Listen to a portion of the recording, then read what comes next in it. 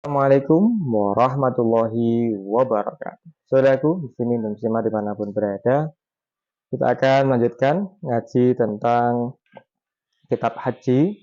Pada kesempatan yang berbahagia ini, yakni tentang bersuci dari hadas dalam pelaksanaan ibadah haji. Dan ini menjadi tantangan bagi para jemaah haji, baik itu yang muda terlebih-lebih bagi yang sudah lanjut usia. Pada saat tawaf utamanya, karena di puncak haji ini berjuta manusia sedang di tempat yang sama, sementara ibadah tawaf dan sa'i ini mensyaratkan harus suci dari hadas besar ataupun hadas kecil. Bismillahirrahmanirrahim. Sebuah riwayat hadis an Abi Hurairah qala Rasulullah sallallahu alaihi wasallam la tuqbalu sholata man ahdasa hatta yatawaddo. Diriwayatkan dari sahabat Abu Hurairah radhiyallahu an, Rasulullah SAW bersabda, tidaklah diterima sholat seseorang hatta yang berhadas, sholat man ahdasa yang berhadas hatta yatawaddo, sampai dia berwudu.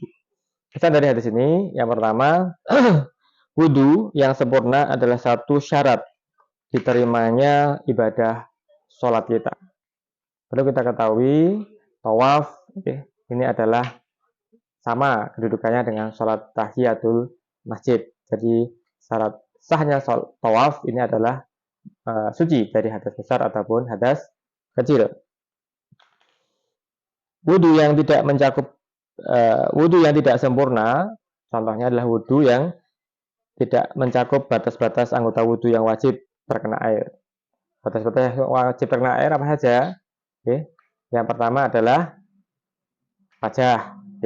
Wajah dari tempat tumbuhnya rambut atas sampai kanan sampai kiri, bawah ini janggut. Kemudian tangan sampai siku, sampai siku. Kemudian sebagian kepala, kemudian kaki sampai mata kaki. Hanya 4 itu dari anggota rukun wudu yang wajib terkena basuhan air. Nah, ya kendalanya saat ini ada yang kulit kita itu ada make up, ada kitek, ada tato, ada sesuatu yang kemudian menghalangi air sampainya kepada anggota tubuh yang wajib terkena air, di tangan, di wajah, di kaki, begitu. Nah, ini kita hindari. Yang kedua, tawaf adalah tahiyatul masjidil haram. Tahiyatul masjidil haram.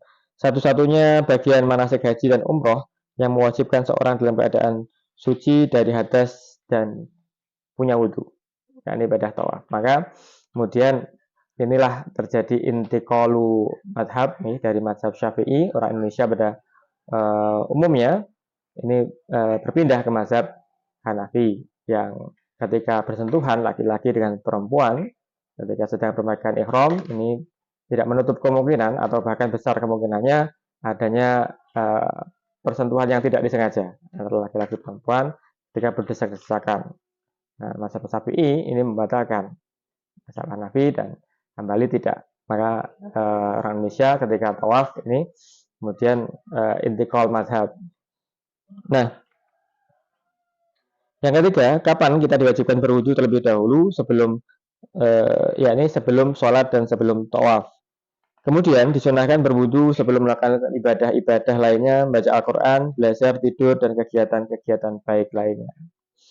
Yang keempat, hadas besar dan hadas kecil mewajibkan kita untuk bersuci. Hadas besar disucikan dengan satu rukun, yakni niat bersuci atau mandi menghilangkan hadas besar. Adapun hadas kecil disucikan dengan berwudu, yang satu rukun dari 2 rukunnya adalah niat, yaitu niat menghilangkan hadas kecil. Fadilah berwudu menggugurkan dosa-dosa kecil dari seorang hamba dan anggota badan dari kotoran dan najis, membersihkan dosa dan juga kotoran atau najis. Ini fadilah berwudu, sehingga wajah kita, sehingga anggota tubuh kita ini ala-ala skincare, skincare yang yang Islami ini ya berwudu. Nah, inilah saudara-saudara sekalian, semoga Allah Subhanahu wa taala senantiasa memberikan hidayah inayah kepada kita sekalian, keluarga kita sekalian, muslimin dan muslimah semuanya, untuk dapat memahami sahnya ibadah sholat ketika kita wudhu kita adalah yang baik, yang tertib, yang rukunnya terpenuhi, yang sempurna. Dan ini juga bermanfaat untuk menghilangkan kotoran, menghilangkan najis, sehingga cukuplah bagi kita berwudhu sebagai upaya untuk tetap glowing. Terima kasih. Assalamualaikum warahmatullahi wabarakatuh.